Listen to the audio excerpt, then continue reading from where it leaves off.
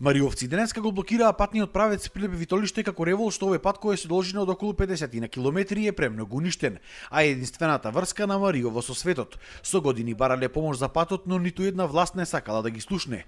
Во Мариово живеат околу 200 постојани жители, има неколку рудници, сточари, а пределот е посетувани од стотици туристи годишно.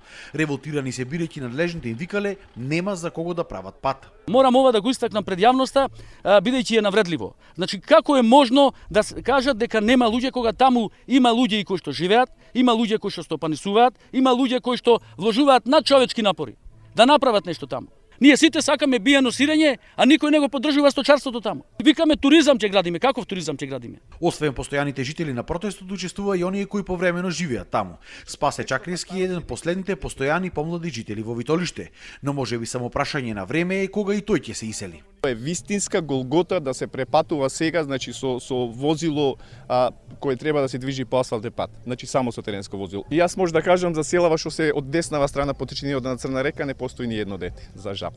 Преостанатите жители на другите села, како на пример оние во Врбско, се снаоѓаат кој како стигне, велат дека се заборавени од сите. Мојот син замина за Београд, а јас за Врбско. Тој ми се јави од Београд, јас бев во Живово, се уште не бев стасан во Врбско. Со само придоне скупивме тамче и со него качуваме камења од другите соседни села натаму да го поправаме и да го одржуваме патот. Иначе таму се бориме за опстанок на црквата и да се знае дека некогаш имало село.